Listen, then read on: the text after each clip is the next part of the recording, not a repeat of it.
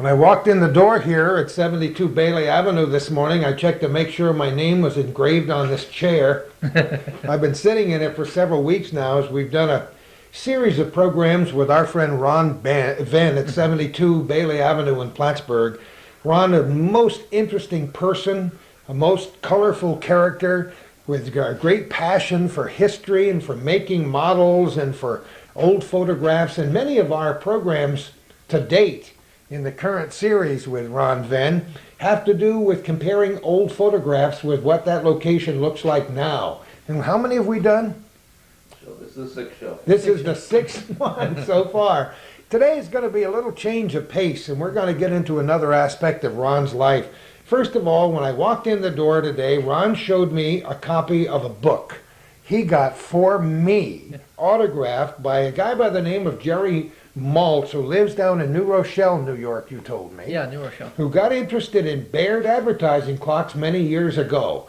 I'm interested in them because I own one and because I'm interested in the fact that they were made here in the city of Plattsburgh in the Baird Clock Company, which started in Montreal and worked here and used various works for the insides of the clocks that came from elsewhere. Yeah.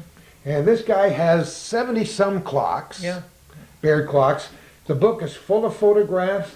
The only thing I've seen written about the Baird Clock Company was written in 1976 by the late Dr. Leonard Schiff, a name very familiar to Plattsburgh people, A History of Edward P. Baird. The guy who wrote this book, Jerry Maltz, met with Dr. Schiff on many occasions, used his research to help write the book, took many pictures, and this is just a terrific book on the history of the Baird Clock Company. I will develop a relationship with this guy. I will call him up, find out what's going on in his head, maybe get a chance to visit him and some of his clocks sometime.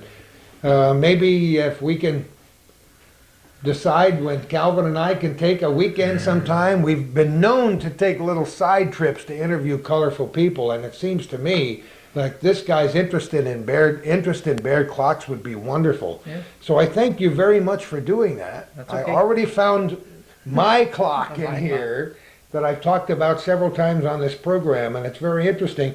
It's just that Plattsburgh and Clinton County and the great North Country have such a colorful history. We like to spotlight various parts of it.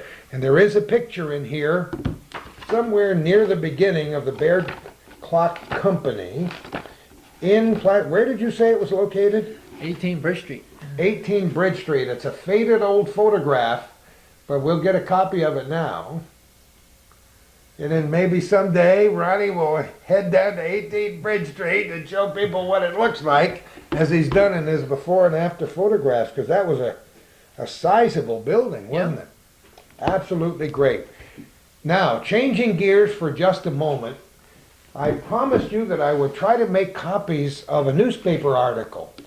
Our good friend, historian Peg Barkham from Rouse's Point, scrounged up some old newspapers, which she gave to me to get preserved, and we're trying to determine whether to give them to Wayne Miller at Special Collections or to the news group which is formed to perpetuate the memory of the War of 1812 and specifically the Battle of Plattsburgh. We don't know if we want to see them in the Interpretive Center or where, but we'll talk to all these people.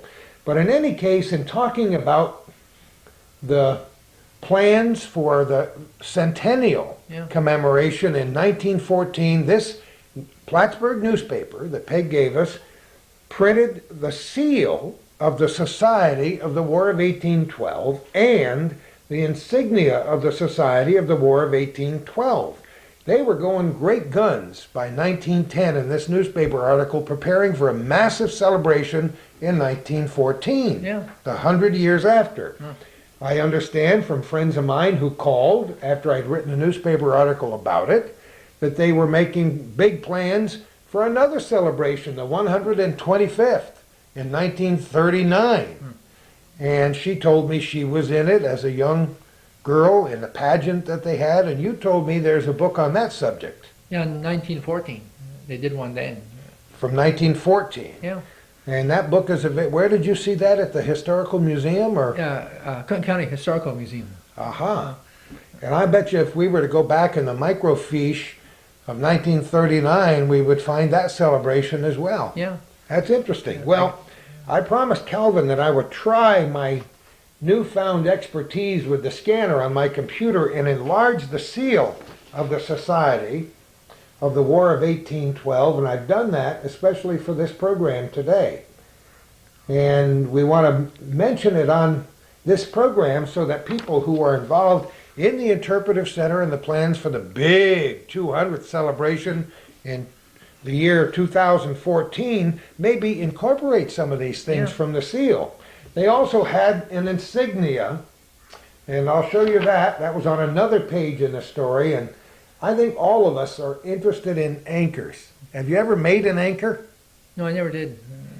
This is quite an interesting anchor, and certainly is significant for those of us who were on board when they raised the anchor from the British flagship Confiance or Confiance. This is a stylized anchor with various ingredients around the insignia. We found on the top cannon, we found crossed swords, eagles of course. We found an anchor on the bottom, and on the right-hand side, we're not exactly certain what those things might be. We couldn't tell if that was a buckle or an eye.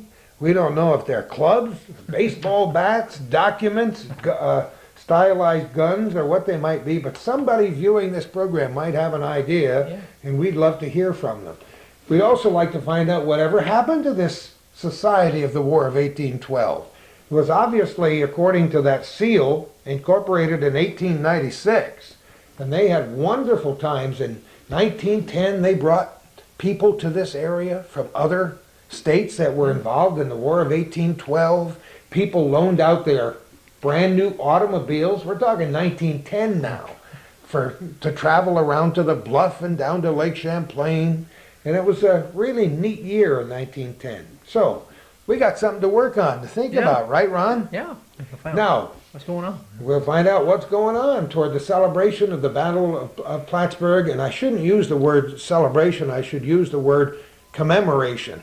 We don't really celebrate wars, but we like to commemorate the fact that these were significant events in North Country history and in American history. So we'll do that. We always have these little projects, right?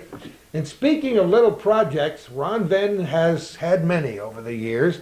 We've talked on this program, on our previous episodes, about all the things that he's made. And he's made lots. What was the first thing you ever made as a child? Well, mostly like model cars, model kits you buy at stores and like that. Did you ever make model airplanes? Yeah, I did planes, I did ships and trucks and like that. But then some of the stuff that you like to get, you can't get it, or they don't make it. So you'd have to end up making it yourself. So. This is where Ron walks down the side road. He gets bored with models that come out of stores, and so he makes his own. Yeah, I make my own. And you've heard us talk a great deal about it, and every time I look at some of these models, I get more excited. Today, Ron showed me these models. He took them out, and inside the back of the models, even the insides of the buildings are complete, right down to the figures and the dusty attics and the people and the stoves and the beds and the...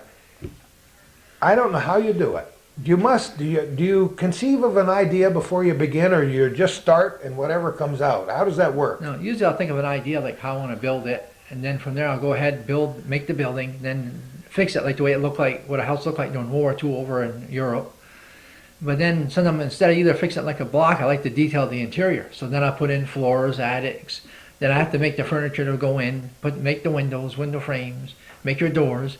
Then some rooms had wallpaper, so you have to dig around and look for old wallpaper to stick in. Wow, I never even thought of that. I can remember helping my father-in-law, bless his heart, when he was like 88 years old, built a dollhouse for my granddaughter Megan, who is now 20 years old. And he built a basic dollhouse. So it befell me to decorate it. Yeah. So I went out and I found wallpaper. I found what would work as rugs. Yeah. I found the little electric lights that you could put Oh, in, yeah. and did my best to make this kind of neat for a little kid. Yeah. But I have no talent. No. I mean, I did my best, and it took me a long time, but it wasn't easy. It takes you a long time too, but what you come up with is a beautiful, professional end result. Because usually what you have to do, you can, like when you do like vehicles, you can paint it, but you gotta make it look weathered. So you gotta add the weathering effect to make it look like it's been, drove through mud and or all dust or whatever. So you have to use like dry brush certain colors on it to get the effect that you want. Then sometimes you have to put like little bullet holes in the window so that it looks like they're being shot at. Of course you do. You gotta have bullet holes when you're Yeah. talking about the war. So then you have to add like little crack marks like next to the hole, so like where it like shatters the glass a little bit. Some of these you put like knocked out, or some windows are missing, and some of you we make them like kind of dusty, it's like they haven't been washed in quite a while. So We all have our fantasies. We all imagine that we're at a certain place in a certain time in history. We've talked about this before. We all wish that somebody would invent a time machine. yeah, So that you could step in a time machine, maybe the three of us here, and go back to see what it was like in 1945 or Yeah. 1850 or 1812, Yeah. 1814. Not so that we'd be shot at, but Yeah. so we, See what so was we going could on. be an innocent bystander who could see everything without being directly involved. You can do that in your head. yeah, And that's an amazing thing about creativity. You can go back and see a scene, Yeah. and Ron has created some of these scenes as they might have been, or as they probably weren't, just Yeah. something he thought It's a- might be there. yeah. Or something like to make them funny too. Like I like certain stuff in, like this one that I built. I got like it's probably like an old barn. There's an ambulance where the ambulance broke down. The guys are working on it. So the other guys are going inside to see what's inside the barn. And there's this thing covered up with a tarp. So when they throw the tarp up, there's a Lamborghini Countach parked inside the garage. Oh, man. Like hid from the war, until the war's over. You are Or amazing. you do like one diorama, like these guys are from the south, so they set up this moonshine operation. So they distill alcohol on their off time when they're not fighting, and then they sell it to the soldiers. Or I did another one where this guy, he don't want to go home broke, so he takes all these souvenirs and like canteens, helmets, machine guns, safes, and he puts on. He's got a sign that's got war souvenirs for sale. So he wants to. You don't want to go home broke. So you come up with ideas like that. Or Do they just pop into your head? well, sometimes I think either I'll look through a magazine, or if you're watching TV, like you get some ideas like watching war movies like Kelly's Heroes and like that, when they go back to this 30 miles behind enemy lines to rob a bank. So then gives you like an idea. So you build a bank, and then you make gold boxes, and the guys are stealing the gold, putting it in trucks and leaving. So sometimes you get some like stuff like that from watching, either looking through magazines or watching movies that you might get ideas from. These are things that we probably all fantasized about when we were young. Yeah. Since I'm by far the oldest person in this room, I was a young boy during the Second World War. Yeah. So I can remember all these things did take on a larger than life Yeah. aspect to me as a small child. But these are things you looked at as you were a child and Yeah. probably thought about what those scenes might have looked like. And then Yeah. as an adult, you took that creativity that the good Lord Yeah. born you with, and you started putting it into use, and you've come up with all these dioramas, as you call them, right? Yeah, well, yeah. And then there's some that you design, like you like during World War II, you'd make like a building like somewhere in Belgium, but some you like to change it a little bit. So what you do instead of, and you have all your vehicles all World War II, but things you like to add something different. So you have Patton arrive in a Hummer, So you have, you want to give like an edge, There is a little humor, because we know the Hummers weren't around at that No, time, so right? you just do it in like, just for a joke to see if anybody will notice it. You see, you paint the Hummer the same colors what the Jeeps were painted, But So you have great power Yeah. here. With those little knives and little brushes and little saws you have, you can Yeah. actually rewrite history if you Yeah. want to, right? yeah, so you do those, or you do like a building, and you put like say like if the tank's been hit, so you see the guys are there doing repairs on the tank, taking the wheels off, try to fix what's wrong with the tank to put the wheels on. So then you have to do the buildings, you have to paint the vehicles, and do your landscape with the dirt and areas like that. But usually I could buy the other stuff in stores, but it's a little bit expensive. So what I do, I get dirt out of the garden. So I just let it dry out, and then what I do, I sift it all out to get all the lumps out. So then you mix it like with like Elmer's glue, and you put dirt in it, and you just get mixing it like a paste. You just spread it on like cake mix, see? And then when it's still wet, then you sprinkle your dirt over it, and you just pack it down. And then after it dries, you shake the rest of the dirt off. But then sometimes the dirt, it dries, but it dries like dried out. You gotta make it look damp. So then that's where the wood stain comes in, because the stain brings the moisture. It looks the moisture in the You dirt. are amazing, and you didn't read about this anywhere, did No, you? I taught myself. Of course. You get ideas. You could write, and you should. We're making a chronicle of it right here, but there's somebody out there that would like to know how to do that stuff. Yeah. And if you could collaborate with a writer sometime and Yeah. get all this stuff written down, I bet you that kind of a hobby book would be a million seller. Yeah. Then I go to this model club they have at Art and Hobby. They have this thing. It meets every month. I think it's the second week of every month. And they have like people going who have like model hobbies. They build dioramas or cars or whatever. And they always meet like on Thursday evening, like at 6 o'clock. So this guy kept pestering me to go down all the time. So I finally went down. So you see guys who build tanks, or like they build like you said, they build army tanks. Some bring in cars, some bring in ships and stuff like that. And then they describe, or some guys will explain like how they did this effect, like how to do rusting, like if you want to rust a vehicle or whatever. So sometimes I go to that, see what, you might find anything new or like that. So I think you probably have come up with better techniques than many other people based on what I've seen. Ron and I could sit here and talk about it all day, but I think we've got our audience cranked up enough to begin looking at it. So make sure that you are as enthusiastic as I am about this, and as Calvin, as we sit here smiling. That's why I laugh, because what you do just blows my cotton-picking mind. You are so creative and so amazing. Let's take a look at some of these dioramas, and you can explain each one, how it was conceived and what it is, okay? Okay. Let's do it.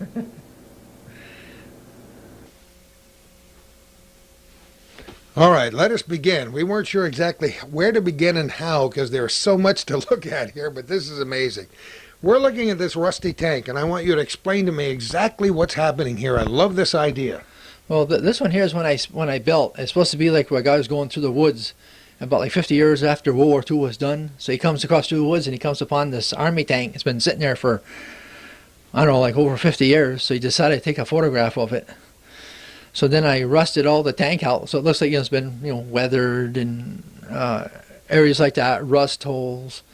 And then I put like a lot of leaves, so it looks like, like the leaves been falling all the time, where it's been like abandoned for so long. So that's how I come up with that idea there. So And you got an old, you got a sign, part of it, what might have been an old road. yeah, like an old roadway where there's a tree, but then there's like usually trees that grow up in the road, like where the road used to be, and then there's a bird nest in one of the trees. I noticed that. Little birds, little eggs in there. So. Oh my goodness. And everything is, how did you get those little bushes and things there? Well, those like little bushes you can buy like at Ames, like for decorating like flowers and like I that. see. So you just cut them out and you drill little holes and put some glue and then stick them in to give the effect like that there. So usually the base is covered like with dirt. And then while it's still wet, you glue your tree branches in, and you take like leaves that I ground up fine, and you spread them all over, pack them all down, and then put like leaves on the tank like it's been sitting there for so long. And because most tanks that you see from after the war, the machine guns are missing, but these I left them in. So mostly like they just left it. So Now, I should tell people that this wasn't a model tank that you bought, right? the tank I bought is a kit, but then you have to rust it out and do I see. a weathering kit on it. Okay. But all the other stuff that I made myself, like the ground, the trees I found in my backyard. This is just a typical example of how his mind works. The war revisited 50 years later, huh? Yeah. Oh, that's just great. Now, where do you want to move? You want to go next to the next one? What's this down here that we're looking at? Well, it's like a flat gun emplacement during World War II, probably somewhere in France. So I made all the stonework and like that. And then I just like paint it, then weather it, and then the other guys and the guns you buy as a kit, and you just glue it in and weather that, so it looks like it's, you know, actually been used. Then the signs you can get from another company, they make these little World War II signs that you used to have back then, so you make those. And that's how I come up with that one there. It's not too difficult to make. So. No, easy for you, not easy for me. Amazing. All right, let's go up to the next one here, and I love this one because it's got activity. It's got oxygen tanks and acetylene tank and lines going across. What's happening in this scene? Well, this one here, they're doing like repairs on a trailer. So the guy's cutting out some steel, I guess, to fabricate a new piece that goes in the back part of the trailer or something that might be adding on. So I got one guy welding, and I got another guy cutting steel. So the wires are done. It's mostly electrical wire that makes the fuel lines. So then what you do, you have to weather the metal. You have to take a saw, cut your plastic, then weather the steel. And then you have to use like cotton, but thin it out, but you color it a little bit so it looks like flame. So it looks like the sparks are flying from underneath. I didn't even see that underneath. Yeah. Whoa. This is amazing. You could, a small child or an interested adult could look at these things for 10, 15 minutes and see something new that you added things to the truck. Now, I noticed when we had this a little closer that the truck was running. Yeah. Well, the engine's running because of the electric arc welder that's the guy's doing repairs on in the trailer. So I got like cotton, just something like exhaust, you know. A little tiny exhaust on the top, which from here is difficult to see, but up close you can see it. That's absolutely amazing. All right. We'd like to spend a lot of time in each one, but we'll spend enough time so we can see quite a few. What's going on underneath that? Looks like a bunker. Well, it's like one of these pillboxes along, like I said, in Europe or somewhere in Germany, where the Germans used to have machine gun nests and like that. So the building I bought as a kit you can get is it makes it as Verlinden, but I just built the surrounding area. Is how you build the surrounding area. You put your building in and you use like, you know, the white styrofoam they use for packing. Well, you use that and you sand it and shape it to make your ground so it's like all uneven. Mostly I lighten it up because it'd be too heavy if you just use like a lot of dirt and like that. So you put your styrofoam in, let it dry, then you cover it like with wood and glue. I mean, mix with dirt. Then you just spread it and put your grass in and make it like this World War II scene. Then it has like bullets all hanging out like this thing's been under, like they've been using it a lot. There's like shell casings lying all over. Oh, I didn't even notice that until right now. How did you do that? Well, you take plastic, you heat it, then you stretch it out, and then you paint it like gold. Then you take a little knife, you cut them into little pieces, and then you have to glue them in one at a time. So it looks like where the bullets might lay, like during like heavy firing. So you don't make one of these things in an evening. It takes you a long time to make one of these. Well, some take about probably 2-3 weeks. Some take a month. Some take 2 months to build. Yeah, whatever it takes, right? All right, let's move back. Look behind the bunker over here, Gordy. Come around and look what's happening there. Hey, wait a minute. Some guy's chug-a-lugging over there on the side. You didn't tell me that. They're drinking wine, you know. Oh, they are, right? Like they're resting. I guess they are resting. Well, oh, they've got a map. This guy's got a map here, huh? Probably finding out where their next mission's, where they're going to. So. Well, wait a minute. That map is not just a piece of paper. You've made it look like a map. Yeah, these are maps you can buy from the same company that makes the signs. They make maps. They make newspaper headlines, and they make all this stuff. You gotta be kidding. Yeah, they make them that small. They make posters, wartime posters, and because before I had to make my own, because you have to use like pens, different colored ink to make your own maps and like that. But I found this company that makes mostly stuff from World War II. You know, they make maps. You can get like wrought iron fences and all this. So that's some of the stuff that I had from them from before. That's amazing. All right, where do you want to go next, Calvin? Want to move over here? Yeah. Okay, let's start with this one over in the corner. Okay. That's kind of neat because there are a lot of good detail in there, including snow. And tell me what that's all about. Well, the snow, that's actually soap powder. Used for snow. The trees are tree roots. You pull the roots out and they come out like they look like little trees. You can turn them upside down. So I use those for trees. And then you have to weather the trucks, like you got to frost the glass up because usually it's kind of cold out and this time here. So then you have to put like snow, like put a wash on the guys so it shows all the seams and like creases where they show like if they got belts on and like that.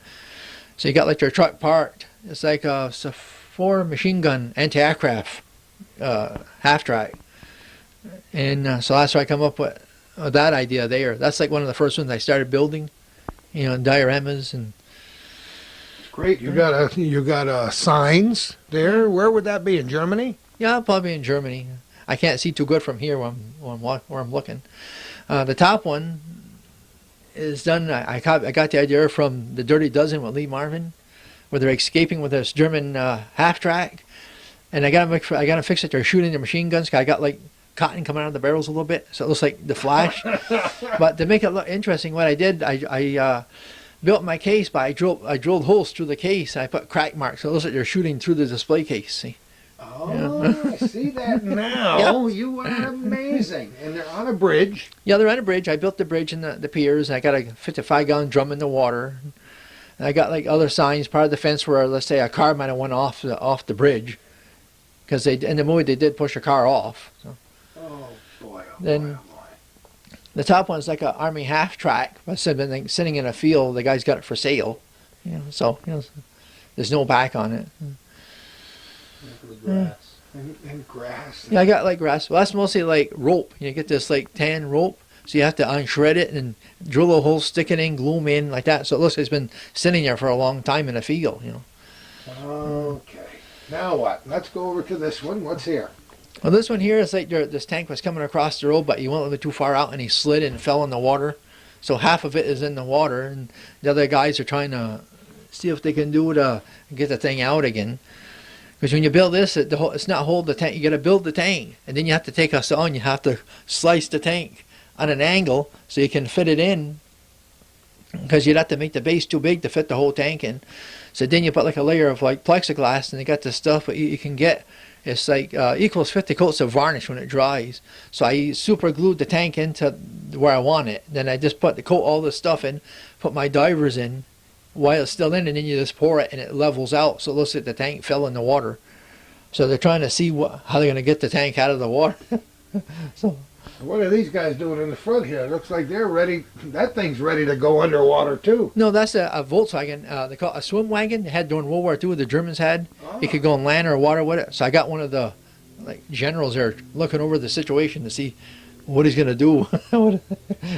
That is a beautiful scene. I really, really like that one. Okay, above that. Well, that one there, there's just a truck going through water. Like guys talking with his troops to find out what's like where they're going, either on if they're going on like recreation, or they're going on another mission, or explaining what they're going to next. The one on top is like a German truck, but it's all burnt out. So you have to simulate. Look at the wheels. That's amazing. So what you have to do is some trucks, when you get the kit, it comes with the wheels. And you have to put the tires on. So you leave the tires off. You leave the rims on. What you do, you got to get a roll of thin wire, and you wrap the wires around the rims, so it looks like the burnt tires are burnt off. Then you have to take like some kind of ash to put around so the tires are all burnt off and like that. So. Oh my goodness. All right, let's move next. We can't go to the top and see everything very clearly, so let's move over here to this. This is a very interesting vehicle. What is that? I don't know what they call it. I found it at a hobby town. It used to be on Smithfield Boulevard. So I bought it because it looked something different. So I got it so the tank's taking on ammunition for the tank. See, like ammunition. They got wine bottles in there, so taking on wine and. Oh wow! There's so much detail in that one. It's amazing that the camera can't even see from there. What's in the back? Well, the back is a Panther tank where they're reloading the tank with ammunition, and they're like reloading to get ready for, I guess, to go out somewhere else to do some more fighting, somewhere and over across. So I got the truck's got like barrels, got ammunition. It's got cases that show like boxes with ammunition in it, like this, for resupplying the tank. So that's how I come up with that idea there. What a wonderful idea. Okay, above that, this one that fascinates me. We got a statue of a knight in shining armor, and it seems a little bit out of place there, but that could happen in some European city, right? Yeah, or I could take it down if you want to see it a little better. Well, we can look at it pretty good from there, except that there are so many details in the back. Explain what you got there. Well, this here is supposed to be, the Germans arrived at this, where it used to be a castle. It's supposed to be like a centerpiece for a water fountain, because in the middle I got like a water fountain with water in it. And it's supposed to be like one of these like old castles from way back, where this castle here, like this knight in armor standing in the center of it, like a statue. So they're just standing there resting just to see what they're going on for the next mission. And what they're going to do next. Because I added bullet holes in the windows, like we shot at them, Oh yeah, look at the tiny little. You were telling me how you did that before, right? Yeah, you just use a small drill, and then you take your knife and just like etch in like little crack marks, so it looks like crack the glass and like that. So. Oh man, that's absolutely amazing. I don't know what. You want to stop the camera for a minute and move, Calvin, or can you get something pretty good from there? I'll move. All right, we've changed positions a little bit. What do we got here? Oh, this one is like part of either part of a church or a building, but the building I made myself. It's made out of like boards glued together. You cut the windows out, and then it's all pieced back together again. And then I use like dollhouse trim for the top, and then for the decorations along the front. Then you have to put all your debris in the front, like stuff from the roof or the ground's been turned up or like that. It's supposed to be like a gun emplacement, but everybody left. So I guess I don't know if the Germans either left or they're on lunch break or what. So I see you got holes shot through the windows. yeah, well the windows that's actually stuff what you get cookies in, the bottom of the trays. Oh, that's what I use. Come on. So I did. I just took that and then painted it with a transparent paint. Then take like a black paint marker and color in the seams and glue the windows in. You've gotta be. What do you do? Just look around the house to see what'll work? Well, sometime if you can't find what you want, you have to look in different areas where you wouldn't expect to find anything. So that's how you come up with that idea there. So. Okay, let's move up to the next one. Well, that one there, that they used to use those during Vietnam, what they call a convoy escort truck. Used to have this as a convoy truck to protect the other vehicles in case it'd be attacked by the Viet Cong, where they could open fire on them. The thing carried .450 caliber machine guns back then. Then they put in like armor plating in the windows, armor plating on the sides to protect the drivers with M60 machine gun mounted on top. And it has like a board floor. The machine guns actually come from a white half track. Used for anti-aircraft use during World War II. So then they decided to put them in on 2.5-ton GMC trucks, like for escort trucks. So that's where I found the idea for that one. It's amazing. Everything's got a story. Can we get a look at that one up above? That's take it down. Little tiny figures. What do we got here? Let's get it in a place where we can. That's a little dusty. Never mind the dust. Just want to take a look at it. What is it? Well, it's a German 3-ton truck where the guys are stopped just looking around to see if anybody's been shooting at them.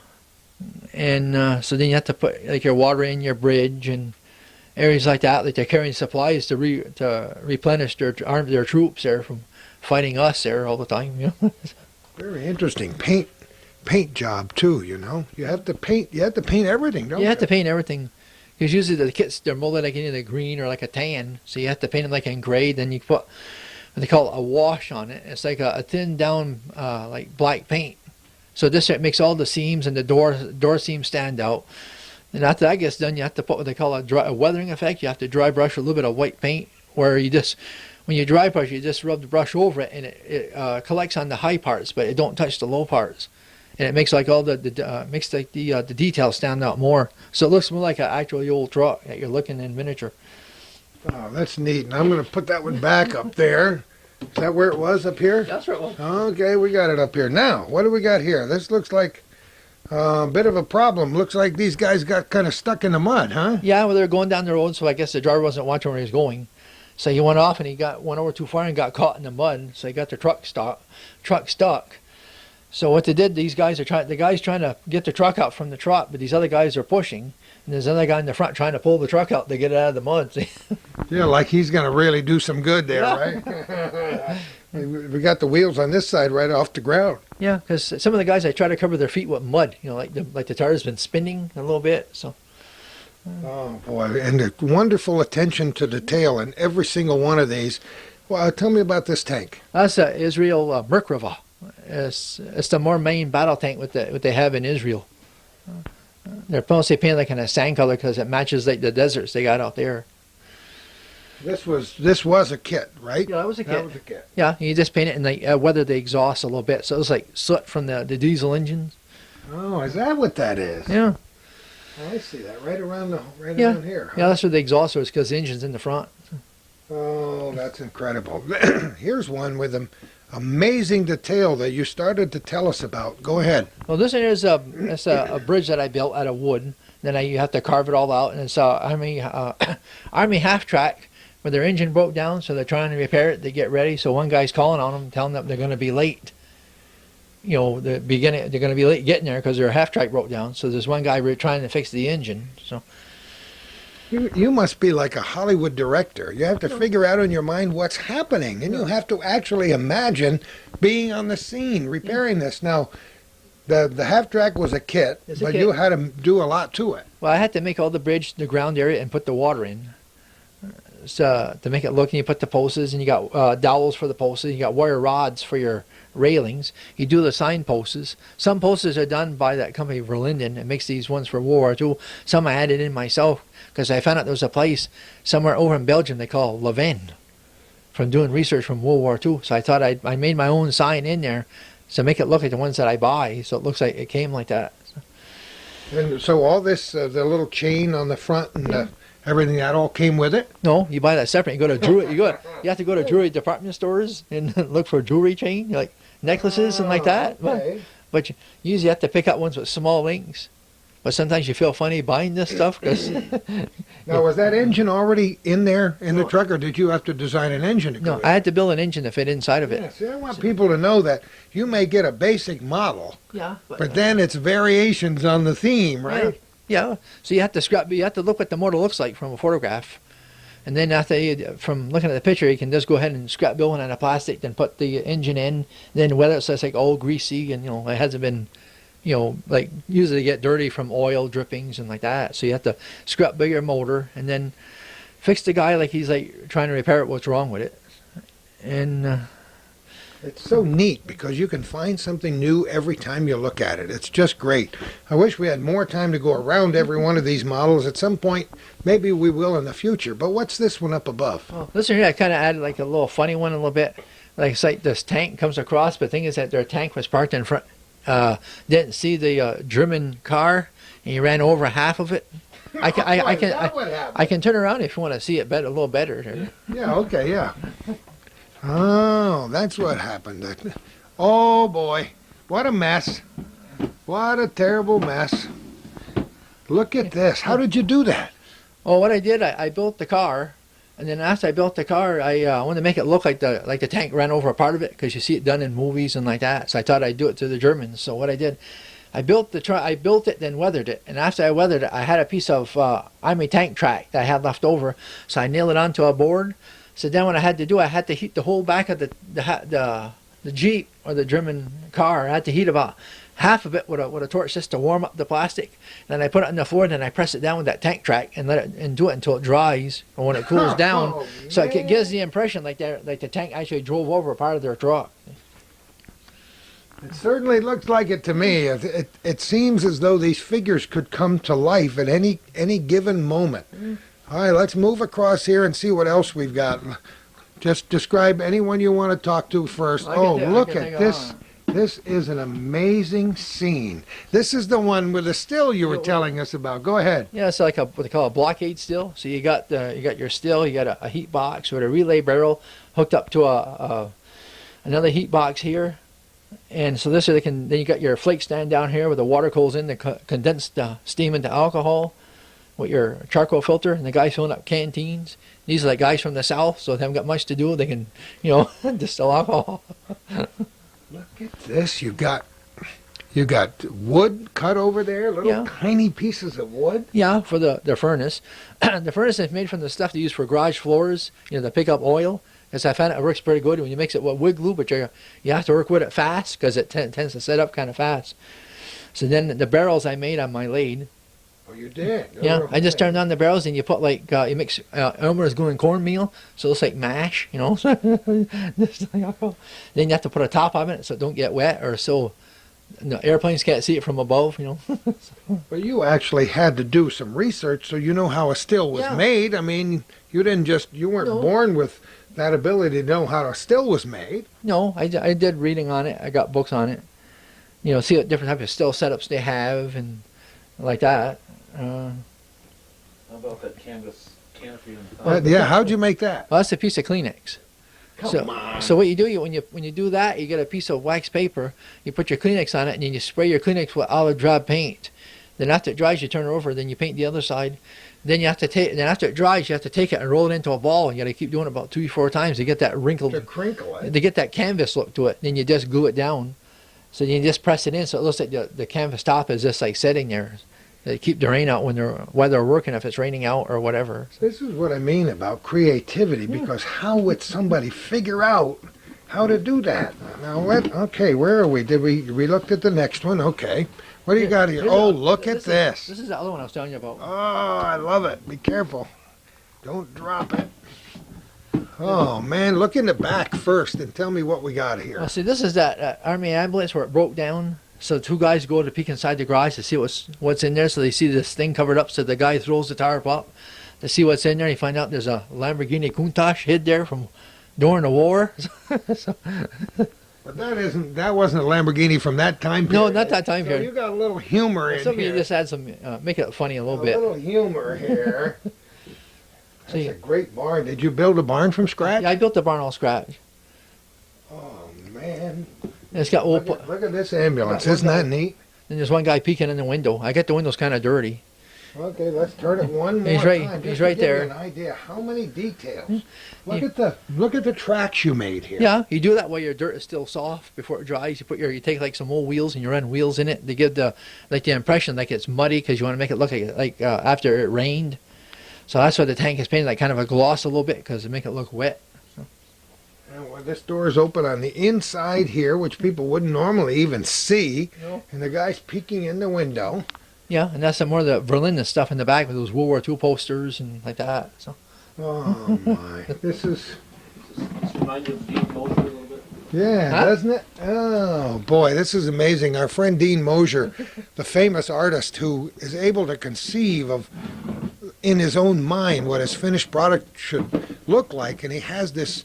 I admire these analytical minds of people who can envision what they would like to produce and then do it. Yeah. You and I couldn't even begin. I say you and I, you can, but Calvin and I would have great difficulty figuring this out. Take a look at how many small items there are in this particular diorama and look at the details. This is one you were telling us about also. yeah, that's the one where this guy, he don't want to go home broke. So he ends up where he collects all this stuff like wartime souvenirs. So he puts them all on the table. And he's gonna sell them, to make money. So he's got like machine guns. He's got helmets. He's got gas cans, gas mask canisters, a safe. He's got like old pictures, old flags, and stuff like that. So He's got German flags yeah, German flags, up there. He's got it like I see the safe over there. Look Old at that sign. little safe. old signs, ammo boxes, machine guns and like that. So he's got 2 guys looking over to see what he's got for sale. So Look at the bullet holes in the windows. yeah, I put bullet holes in the window. Isn't that amazing? I can see them now, but I have to get really close and let the old bifocals go to work here a little bit to see what you've done. Now, little tiny guns and rifles glued on there. Yeah, those you can get as a kit. When you buy the kit, you can get like accessories. It comes with guns, grenades, handguns, shovels, canteens, helmets, and stuff like that. You put on the soldiers. But with some of the stuff, I usually have like extra. So then I got like a junk box. I put them all in, so I can pick out what I need to make it look like supplies or whatever. I think maybe we'll stop for a minute and give Calvin a chance to move so we can change our perspective and take a look at some more of these wonderful dioramas at the home of Ron Venne at 72 Bailey Avenue in Plattsburgh. This is a particularly interesting scene because it had to take a lot of thought for you to decide what exactly you were going to present. Yeah. So let's talk about this one. Well, this one here, they're trying to get the Germans out of Africa. So what they're trying to use is to smoke the Germans out by setting the building on fire. So what you have is a guy with a flamethrower. But how the flame is done, you build the building, and then you put like a little thin wire that comes through the building, and you line it up with the guy's end of the tip of the flamethrower. Then you take like this cotton they use for stuffing pillows and like that. So you put glue on your wire, and then you wrap it around, but you gradually flare it out a little bit as you go. So when you get that done, you take a sheet of paper, put it underneath, and you take your airbrush out and you start airbrushing like reds, orange, and yellows to give the idea of flame. So usually you start with a white, then go to a yellow, then orange, then red. Then you have to add in some black. So you have to airbrush some black paint in just a little bit to look like smoke. you know, when the flame hits like the building. Then you have to singe the building in the front to make it look like it's been, you know, starting to burn the wood. So that's how I come up with that idea. It's an amazing diorama, and so complicated and so absolutely perfect in every detail. It's so you could look at this up close and see more each time. Yeah. What gave you the idea to enclose these all in plastic? Because if I build them like this, I haven't got I can't build as many, and then you end up where you might break a piece off or whatever. So I decided to make plexiglass cases for them. So this year I can put one on top of the other, and I can store more dioramas that way than the other way. Okay, that's beautiful. I'm going to move this one again because we've already seen that one. And I'm going to just slide these over so we can take a look at the next one here. And that's another winter scene. What is it? Well, that's another German half-track with rocket launchers. It's an armored type half-track. So they're reloading their rocket launchers to get ready to fight again. It's supposed to be somewhere in the Eastern Front where they're fighting the Russians. So, but what I did with this, and I made the ground, made the camouflage. I made the ground of the camouflage match the truck. So when you look at it from the air, everything blends in. You know, Oh, yeah. it just so happens like where they'd be happen apart. You know, so then you put your street signs in. The trees I got at Ames, you can get like snow on them and like that. So that's where I found those. That's absolutely amazing. All right, what do we got? Oh, I like this one. This is neat. This one here is one I built myself. I took a 2.5 ton truck and I got rid of the stake sides, left the bottom, and I built like a wood box filled with sand. And I made up the one-way snowplow. But I didn't want to make it too modern. I wasn't trying to keep it primitive because they weren't too advanced back then. So I just put like one wing with one brace with a cable, and it has hydraulic winches mounted in the bed area to operate the front part and the back part of the wing. Back then they mostly had V-plows, so I had to scrap build a V-plow to put in the front. So this guy here is just he's just stopping to visit, and he's going out plowing snow again. The building I made, the ground is like soap powder. And so I got like the sand, I got overhead lights so they can see where they're plowing and like that. Yeah, let me move this around a little bit. I'm looking inside the truck and I can see the sand. Now you want to look this way and you can see the guy. What's he doing? He's kind of standing with his foot almost on the back Yeah, like of the truck, and there's a little light coming out of the building. Yeah, like you're just visiting, you know, like just passing the time, like like that. That's absolutely amazing. And then most of these, as Calvin said, are three-dimensional, at least three-dimensional, because what? That girl. Oh, yeah, you had a little Well, you know how it is in a garage. pin-ups. And so moving very quickly past the inside, folks, and then what do we got, old parts here? It's like their little junkyard. They got like there's part of an axle, a grill, some tires, and like that there. And then there's like other stuff, old trees, because you know how like when you get like piles of junk, you get old weeds and trees that grow up when like through the stuff. So I fixed it like that. So. And that's truly amazing, and you've made it look like we're really plowing snow over here, huh? Yeah, or they just come in for a break. Yeah, so. Oh, this is truly amazing, and we even have things for an adult audience on this show too. All right, what haven't we looked at? Well, I guess we didn't look at this one, right? What's that? Well, down there, this is like bomb disposal team. Where they go and they take they're retrieving the bombs that they drop, the ones the Germans dropped, but they didn't go off. So they got the bomb disposal team with a crane to lift the old bombs out. It's mostly located next to a church. So I got like a hole that they're digging out of the ground and loading onto a truck. So. And you got a motorcycle. Look at that detail. Yeah, that was from the model kit too. Same was with the guy, and the crane part, I was all scrap built there. Yeah, and you can take a look at the bomb. Every now and again, some of those old World War II bombs are still found these days. And that's really neat. Now I guess we can go up above and take a look at that one. What's that? Well, this is like probably a German American half-track parked at a castle somewhere, like for just resting, like a resting area where the guys would stay. And so I built all the back end, and then I made all the railing. The ball is actually like a marble. Is that what that is? Yeah. So that's like epoxied on and painted, so it looks more like cement.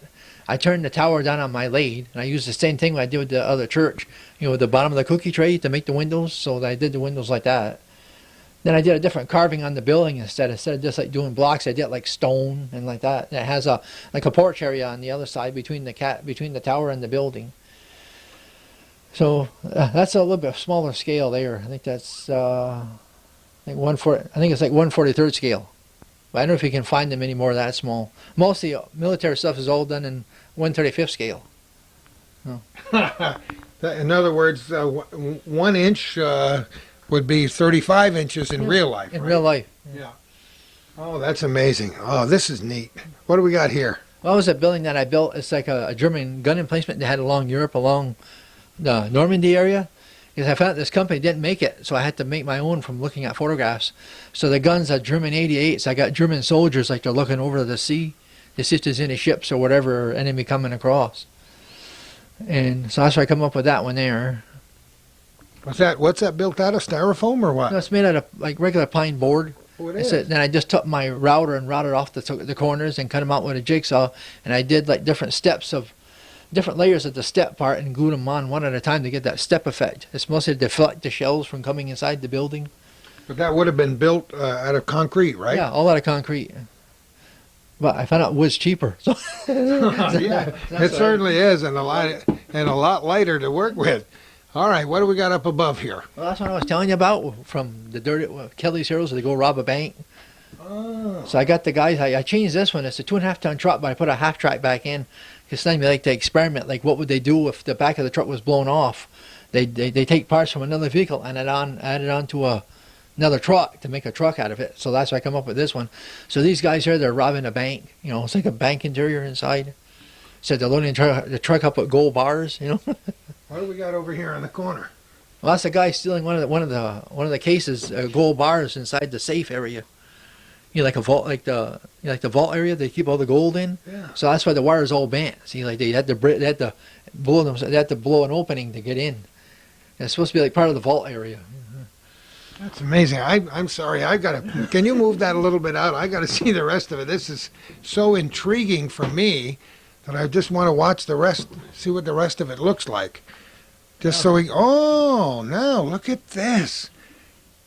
Look inside. Wait a minute. Move it around again so we can look inside and see the gold bars right there. Look at the gold bars. How did you do that? Well, it's just pieces of thin plastic that I had, so I just shaped them and painted them in gold. I made the crates to put them in. Then the vault door, made that. Made the bank teller building, by using like a little bit heavier wire. So it looks like where the bank tellers are. You got to add it like kind of dirty, like because the building's been hit. So. And of course you have to have a wooden floor, right? Yeah, wooden floor. And then you got wooden doors, like the door's been kicked open, so, like they forced their way in. Adolph's picture. Yeah. And his picture, big picture in the back on the wall. They used to do that. And you see, like in movies, had pictures of him in there.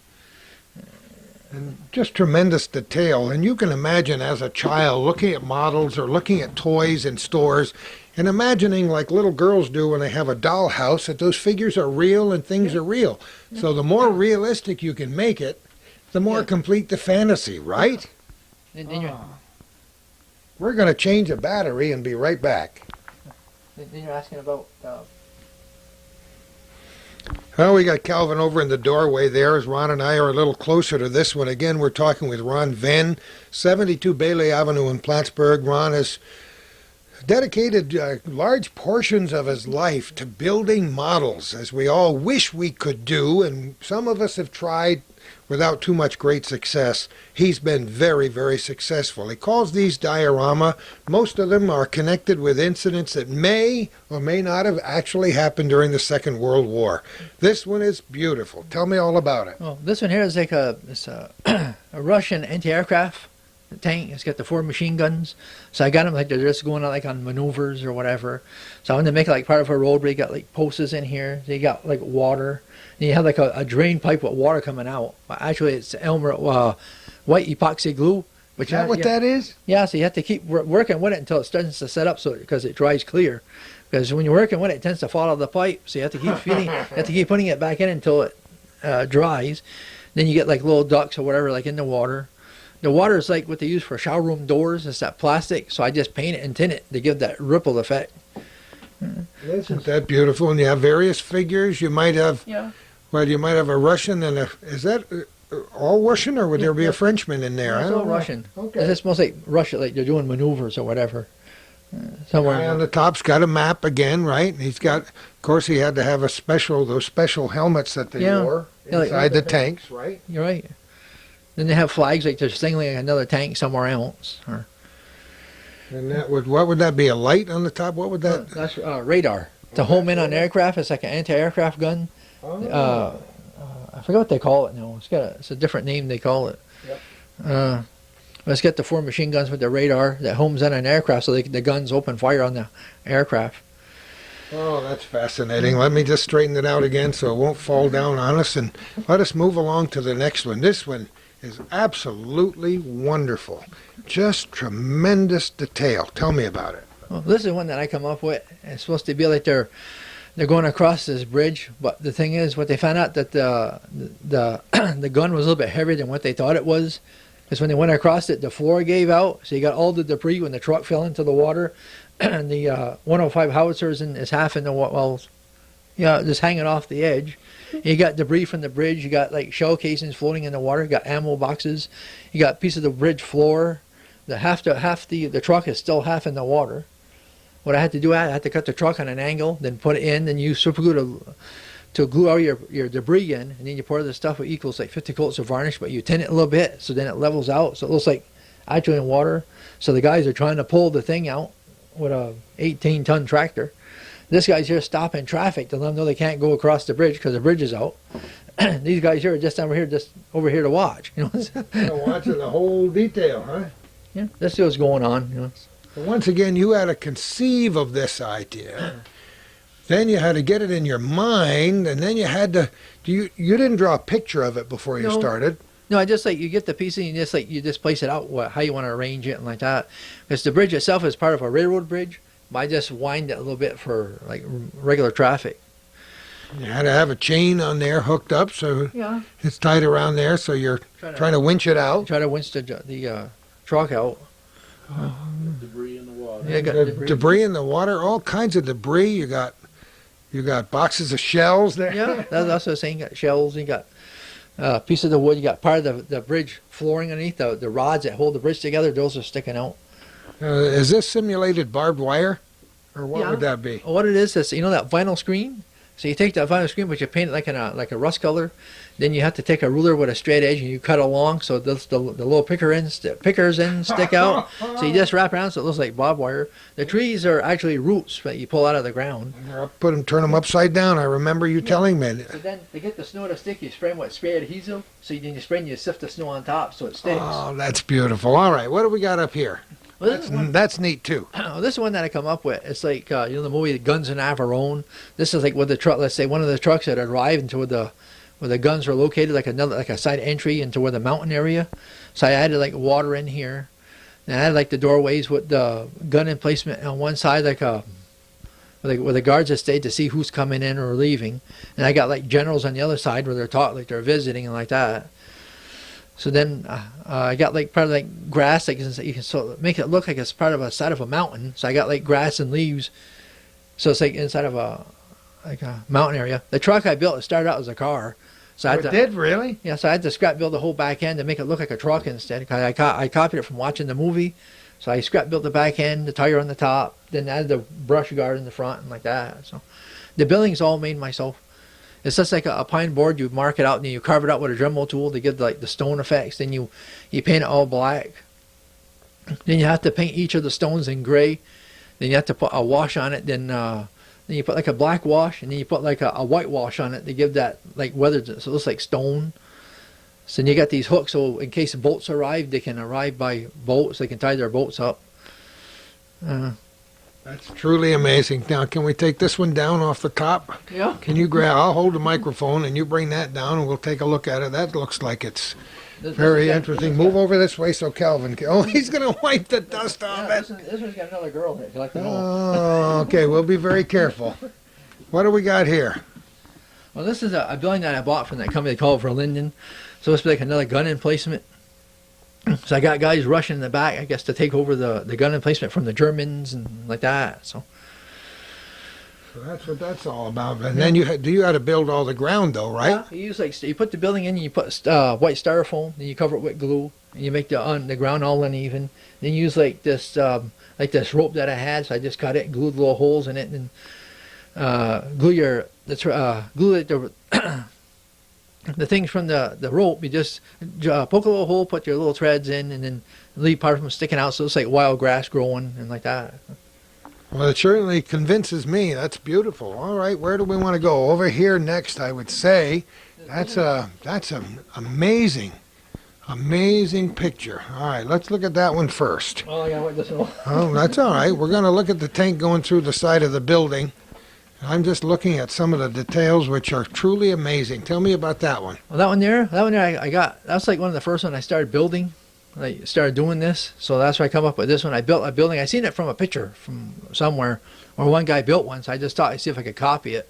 So I made all the building out of like tin plywood, and I just like coated it with like plaster, then sand it down a little bit. Then add like part of the doors, partly gone, the windows all out. It has a background too. You can see the back. It's got like part of a living room hallway area. And I had to glue like part of the frames have been blown out, and the tank just drove through the building, so you can see all the debris on the road. And so I made the street light out of brass tubing, and I got a bulb that lights up, so you can illuminate it at nighttime. Come on. No. You can put a battery on it? Yeah, I can clip a battery on it. I haven't got a battery with me now. But you could. Yeah, I so could. It would light up if Yeah. you wanted it to at Yeah. night. Then if you want, I can show you the back. What it looks like behind. We'll do that in a minute. Let's look at this one now. What do we got here? Well, this is like another part, like another gun emplacement area, like goes into a mountain. So I added like they call N-scale model railroad track. So that's would be like a track you use for bringing armored shells in, like into where the guns are located. And I got this guy in this what they call a kettle crad. It's like a part motorcycle, part half track. That you see was during wartime. And I got these head generals here, like they're visiting what they're going to do next, or just seeing what's going on. And the building's all made out of pine board, like carved out, then weathered, and then they give like a weathered look to it. So, yeah. And it's supposed to be like on the side of a mountain. That's why I cover this like with dirt, with the styrofoam.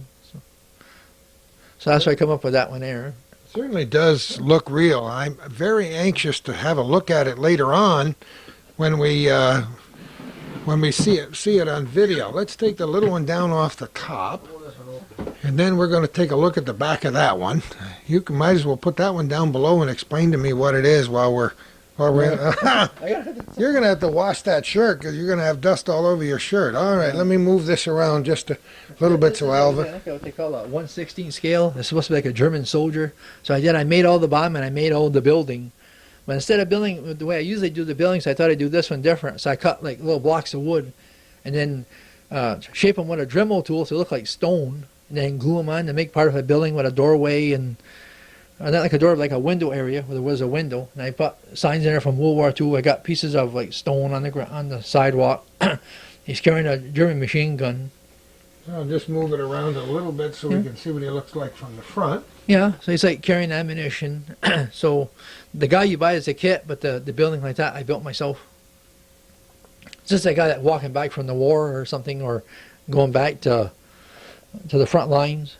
Some of them are small, and some of them are very, very large and complicated. Now, if we can get this one out, I want to see the back of that building. I hate to leave, we want to leave a little bit to the imagination. Oh my goodness, look at this. Yeah. So then I added like, remember I was telling you about the wallpaper? So I added wallpaper in here. I got wallpaper in the hallway. I got like crosses here, like pictures of Hitler in here. Some did. I made up a dresser on top of here out of pine. Got the picture hanging. I got kind of like a dirty floor because of stuff from the ceiling in the attic. When the roof was been blown off, you have to separate your floors. So like the floors, like debris fell through the floor when they're like the bomb hit or whatever. But that's mostly like strips of wood that we had because back then we had this old garage. My father had these wooden shades in it, so I shaved all the strips, and that's what I used to make all the boards and other stuff. Gotta be kidding. The stuff that come off. Oh, that's absolutely beautiful. Oh. All right, where do you want to go next, my friend? What do you want to look at next? I'll move some of these over. All right, did we? Oh, yeah, no, we'll have to look at them later. I don't want to forget them. No, you did. Okay, this one is This one is absolutely amazing to me. There is so much detail everywhere you look. There's something tiny there. So how did this idea get conceived? I don't know. I just want something to build. Like when it starts getting winter time, I built it in, I think it was in '98. So I want something that take me a while to build. So I want to make it too big, but I want to make it like something different. So I come up with the idea of like patent. I was going to put patent like in a Jeep, but then I thought, well, I like to change it a little different. So what I did, I thought, well, I'll build a diorama with patent, but I'll have them in a Hummer instead. So I painted the half track. I painted the Hummer so it looked like a Jeep color with the olive drab, the star with the 3 stars and like that. So then I added the guy with the truck where he stopped, like they're getting resupplying the tank. So they're getting supplies. The other guy, he stopped to check his oil in the truck. So I had to scrap build the motor, then make the little dipstick. You have to make the little... I don't know if you can even see the little dipstick in his hand with a, what's he got, a rag? Yeah, a little rag, like he's wiping rag. the oil off to check the oil. Then it's got the same one with the tarp, where you take the Kleenex and you spray it with paint. Then you have to wrinkle it, then weather it, then you use like thread for your rope, like the tarp's pull back. The hoops are made out of wire. So you just bend them, you make a pattern from the truck, so you just bend them to that shape, then glue them in. Then you put the truck with your supplies, like gas cans, drums, ammo boxes. So this guy here is going back to put gas back in the tank. You got an Army half-track in the background. The water fountain I bought at Myers Drugs, where they got the Christmas stuff. Really? Yeah. That's interesting. So I bought the gate back there too, but what I did, I rusted the gate, because you got a kit you can get if you want to rust it. So I rusted the gate, put trees. I want to make it like in wintertime. Now I got icicles hanging on the front of the building. I built all the building and the tower and the roofs. It's all shingled one at a time. And then the bushes I got, like at Ames, you get these like decorative stuff, and they got the arts and crafts stuff. So I use that for bushes. I got dirt around here. I got decorated all my windows. So I got Eisenhower here. It's got a detailed interior too. It's absolutely beautiful, and it's like a brick surface here on the bottom. It was all carved out, all at once. It took a while to do all the brick part. Then you have to weather it, then put your snow in, and then, because usually you have to mark everything out. We're going to put everything so everything will fit. I was going to put 2 tanks in it, but I thought it'd make it too mostly too full or too busy. So I just left 1 tank out. That's absolutely beautiful. Now, can we look at this one while we're here? Can we look at the back of that one? Oh, you mean there's a back on that one too? This is truly amazing. Oh, come on. You gotta be kidding me. A whole different picture. What do you got there? Well, I got like Eisenhower, but Montgomery talking to one of the other generals inside. They got their tables set up with their maps and find out where they're going to attack next. I got part of a fireplace I made. Then I got like the lights. It's made out of plastic, but I got these little pearls you get for these arts and crafts stuff I use for globes for my lights. Same way here. Then you make all the stairway, make your windows, make the benches, put like supplies here and like that. Boarded floors, got little nails in the floors. Oh my goodness! And you got a little like dresser and a map in the back, and you got like little coat of arms hanging on the wall. It's supposed to be like an old building from, somewhere in Belgium. You make your doors. You got to put door handles in. It's an amazing thing that you've done here. I did not mean to get in the way of the camera, but it's just the detail is absolutely astounding. People would have no idea. You have to make like the beams for your roof that holds the roof up, because you have to make it like a cutaway from the beam. So you have to add those in. You have to carve both sides and paint all the walls in. Put like a doorway. And Calvin has an idea that you've gone along with that I would love to see happen, and I would like to see all of these models on display at one of the holidays, like Memorial Day or some other holiday coming up. If we can contact one of the veterans organizations, one of the service organizations, and find a big enough hall, I think everybody of every age would enjoy these, but I think especially people who lived through this time period, who were in the Second World War, the Korean War, or any of the other conflicts, who might be actually taken back in time and say, yeah, I was in a scene almost like that in 1944. Yeah. And I would love to see that happen. If we all live long enough, we're going to orchestrate that. Can we get a picture of this? What is that? That's kind of neat right there. Oh, you can, yeah, you can. Oops, don't hurt yourself. Oh boy, we're just moving things around a little bit so you can get a better view of what we're going to see next. You want this one? Yeah, I want to look at that one. Sure, why not? What is it? Is that right? You want it more flat? That's fine. What is it? Well, this is supposed to be like an Army half-track that's just going across a bridge, like a small pontoon bridge. I mean, the water's not that deep because usually they have boats underneath. But this one I just got like wooden beams just to keep the bridge out of the water. So I scrap built all the bridge area, the water, and the half-track I bought. So now I got their exhaust pipe up kind of high so I can go in water. And it's like full of guys with ammunition, supplies, and guns and like that. You know? That's a nice one. Now up here, this is particularly colorful too. The one up above. We're gonna move that down a spot. I'm so afraid you're gonna drop one and smash it into a million pieces here. That's great. All right, boy, is that nice. Look at the chain dangling in the back. Now, what is this? Well, this is supposed to be like a scene where they've been attacked by American tanks, but one of the shells hit one of the road wheels in the Panther tank, so they're trying to repair it to get it back in operation again. So I have like a Sherman tank, I got a German work truck, and I got like a Army half-track over here. They're trying to find out who did it, so they're going on a mission to see who's the one that shot at them. So they're busy, while they're doing that, they're busy trying to repair the wheels to the tank. So I got where they got the wheels partly off. I made the air hose, scrap built all the chain hoist overhead. It's got like air compressor, it's got settling outfits, jacks, and like that. So I got them like they got the wheels all apart with some of the nuts that hold the wheels on. You gotta be kidding.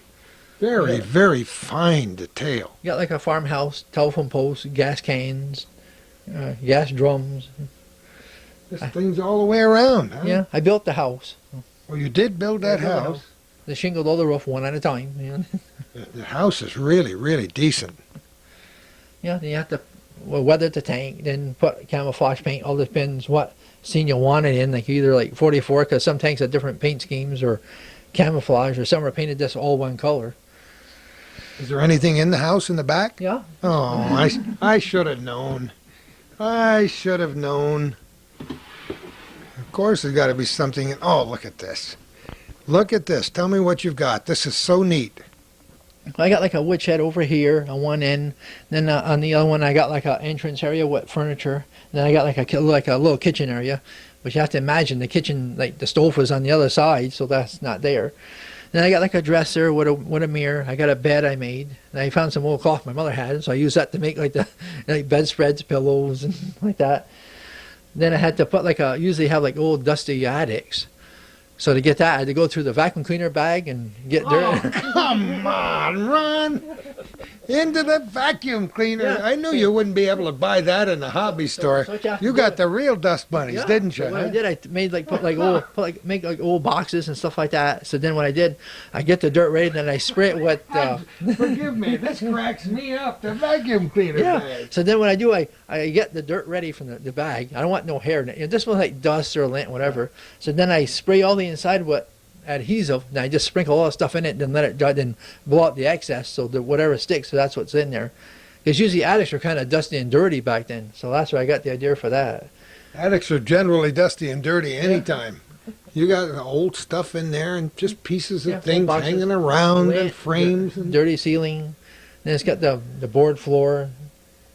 And it's got a woodshed with like a little junk area here, like old German motorcycle, a wagon wheel, drums, and like that. So it's great. I'll tell you, it sparks my fantasy. I just love to look at it and love to think about it. I'm just looking in the back of this truck, and I see little tiny, what would that be, ammunition boxes in the back? yeah, it's there? like ammunition boxes, like probably like belts of ammunition, like canteen areas, different stuff that they used to carry during wartime. That's great. Well, I think we have to do a little moving again to do the last chapter of today's program, and it looks to me like we may have to come back another time to continue this series of the dioramas at 72 Bailey Avenue in Plattsburgh with Ron Venne. So we'll pause for just a moment. All right, what do we got here? We moved another one up so we could see it. I see you got holes blown in the side of the building. Well, this one here is supposed to be like V1 rocket factory. You know, they used to assemble these rockets there. They call buzz bombs. Used to show over in England.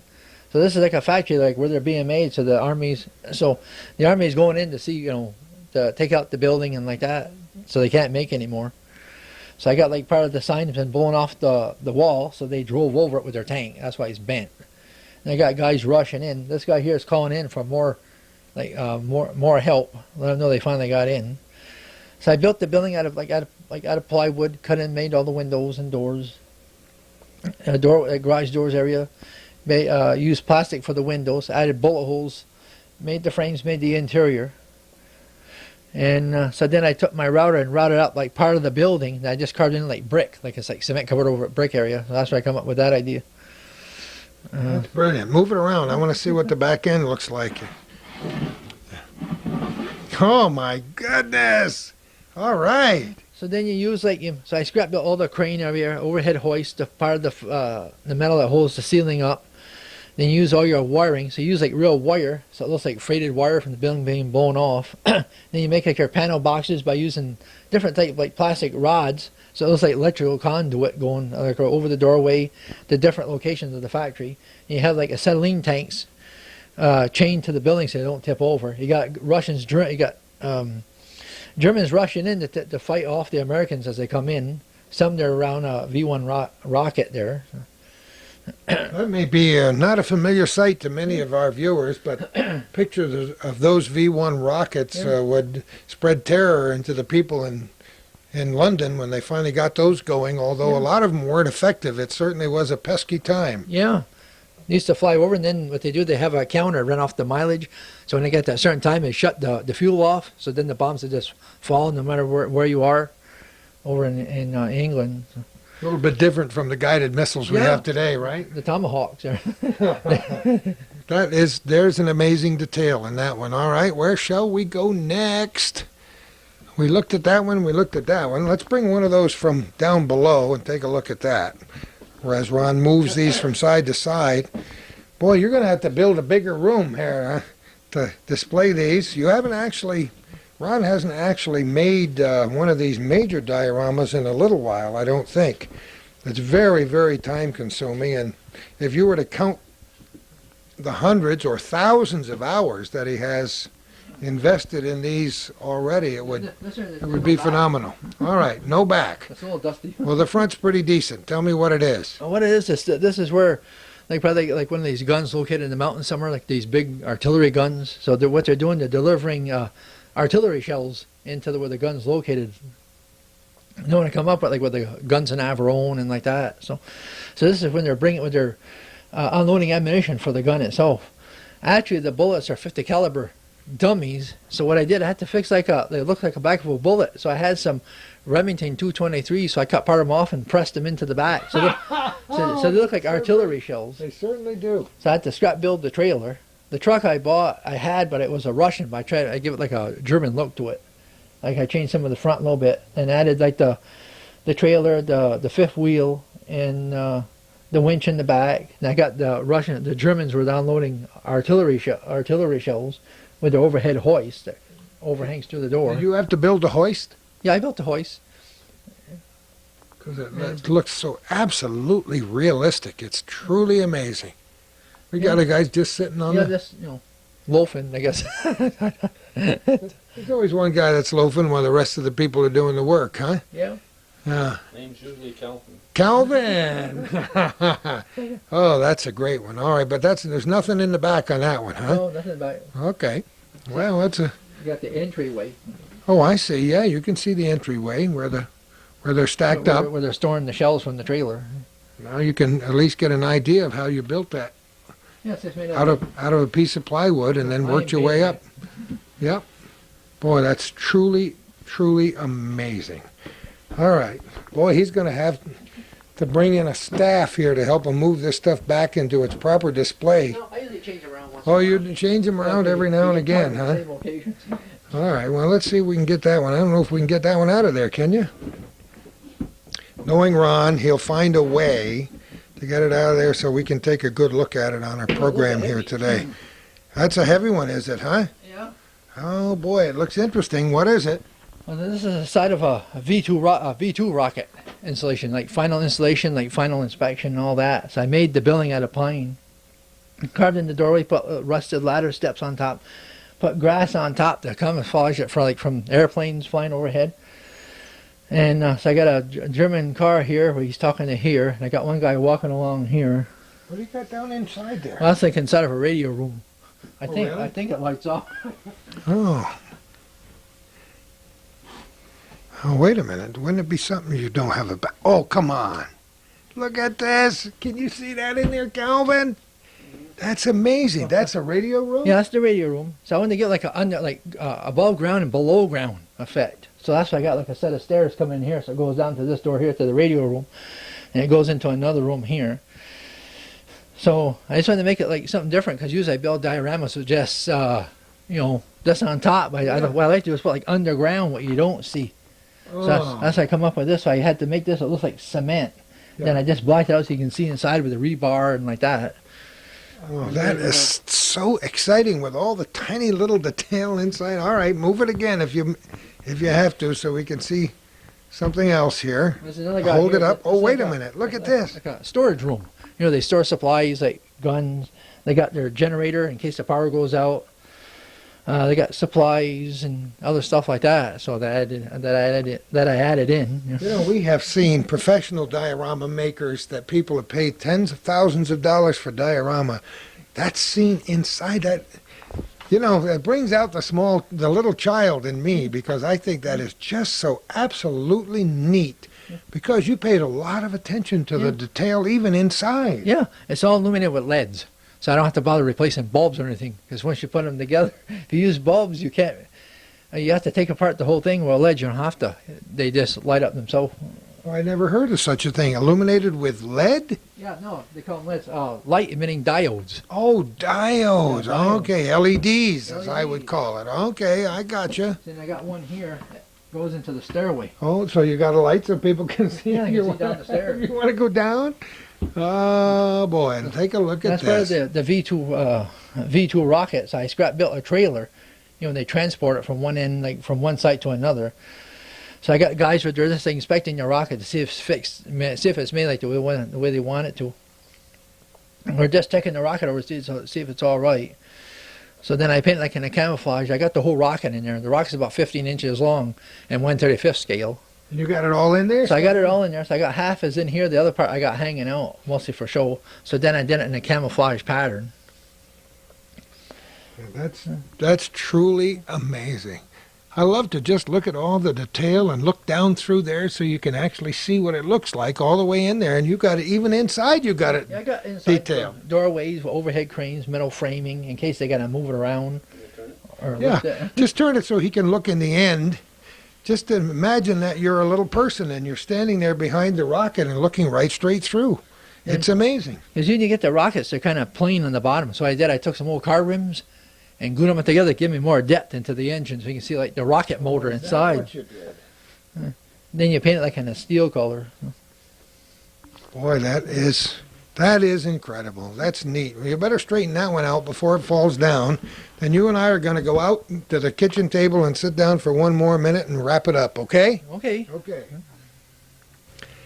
We're back at our familiar seats at the kitchen table here, the round table, not discussing what battle we're going to fight next, but what program we're going to do next. I just looked and saw that I tracked in some dirt. We'll have to sweep that up before your mother gets here, and Calvin says next time we arrive, we're liable to find it in one of those dioramas. Yeah. We got a guy that's into his mother's vacuum cleaner bags and getting dirt out of the backyard and digging up stumps and pieces of wood. And now, how long has it been since you actually made one of those? Well, the other one I built, I finished it, I think it was in 99.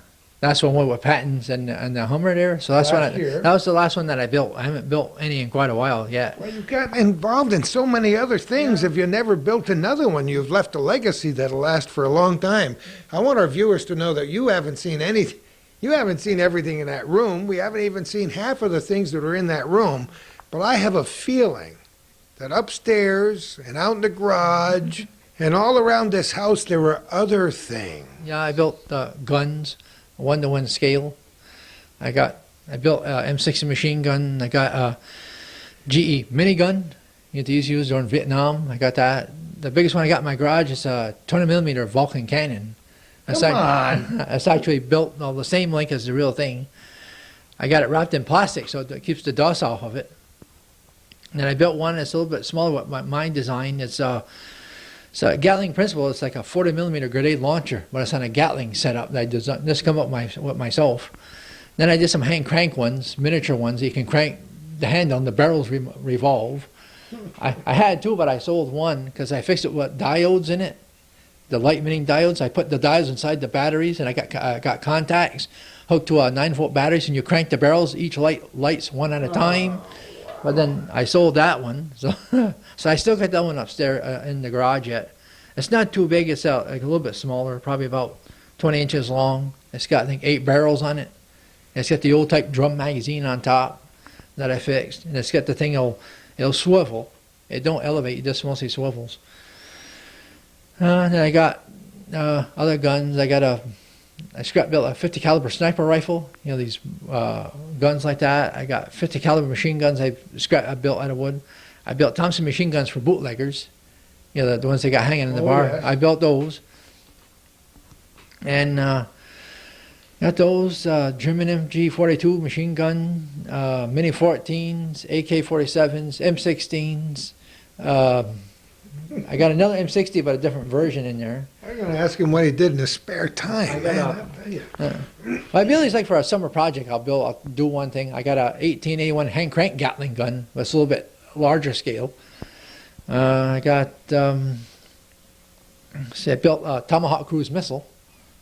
I built that in my lathe, but when I was turning it, it come off the lathe and it hit my paneling, poked a little hole in it. But that's why. You fired it inadvertently. My friend said it took off before it was made. You also built a beautiful castle. Yeah, I got photographs of that, what the castle looks like. It took me 4 months to build that because my brother wanted it all detailed inside.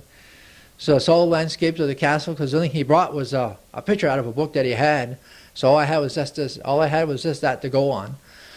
So I had to build all the walls, do all the groundwork, put a well in there, put all the interior in. He wanted interior, then he wanted guides, so he went and spent about $49 in these little lead figures. I had to paint all those, like the guys are charging out the gate, and that's all run by diodes. I then have to scrap build a little power supply with a transformer, so it runs everything. Then it's got even fixed with it's even built with a fuse, so in case something happens, it'll burn the fuse out instead of burning the supply power or burning the castle up. And it's got LEDs inside the building. It's got a little dungeon that's illuminated in red. It's got tables, chairs, fireplaces, coat of arms. Oh, I would love to see it. And now it's where? In Waterbury, Connecticut. But I got pictures of it before I... Yeah, but it's not like the real thing. We maybe have to take a weekend trip to It's kind of Connecticut. big. It's about 24 inches wide by 30 inches long, the base, because it's sandwiched between, so I can run all my wiring, and then with the dungeon area. And then it's got like horse troughs, it's got stables, it's got the cat walks along the outside with stairways and like that. It cost them, I think, $277 to build it. That's just the material and buying it. That's not actually taking your time and building it. It took me 4 months for that. So. I can just imagine if you were to transfer that into dollars, that would be big time. Yeah. It's going to be a Ron Venne museum one of these days, I'm pretty sure. You built a replica of a wooden bridge. Yeah, the one in J. I built that. Covered bridge. A covered bridge, and the one in J, I think I built it in 1977. I got that upstairs. And I got it with the panels that come off so you can see how it looks like inside.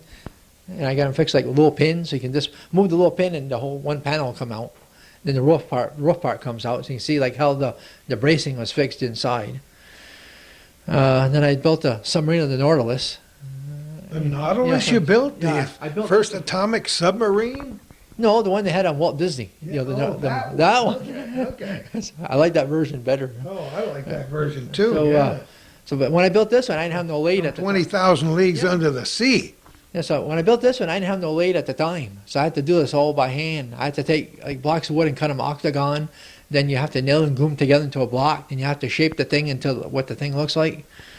So then I had to do a blueprint for that and draw it the way that looks, and use that to transfer the pattern onto there. So then I painted it, but It looked painted, but it didn't look right. So what I did, I rusted it. I put a rusting kit on it to give that rusted look.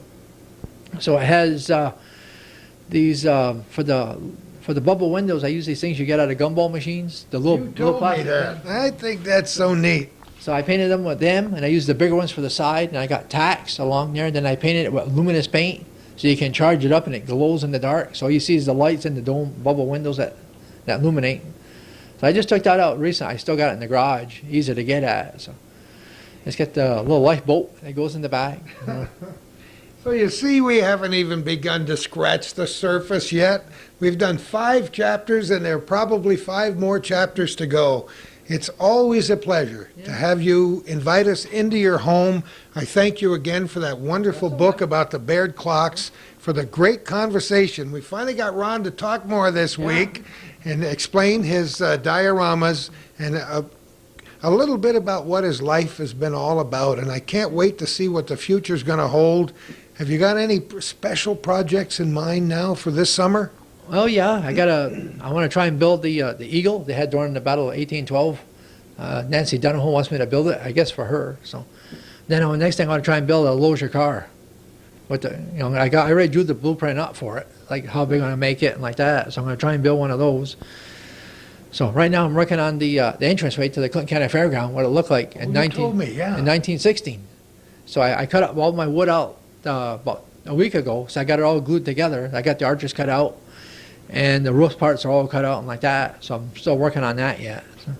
So there's no moss growing under his feet unless he unless he glued it there on purpose. Ron Venne, thank you again so much for having us here. We're going to do it again for sure. Yeah. You've made our lives worthwhile over the last month and a half, and we'll be back, right? That's okay. We'll be back at the Ron Venne residence at 72 Bailey Avenue in Plattsburgh, and maybe at the very end, we're going to interview your mother if she's not too shy. Shy. And because she goes bowling every Tuesday morning when we come over here, and we're going to find out where all this inspiration came from, because we knew you had good genes when you started. She don't want to talk about the clock, so she wanted me to do it. Well, we're going to talk about clocks too. That's a whole nother ball game. I tell you, we got a lot of ball games here, and the World Series will be at the last program we do will be like the World Series. And yes, I think we know where we're going to be next time. We're also in time as we're recording this on about the whatever day this is, the 7th day of March 2000.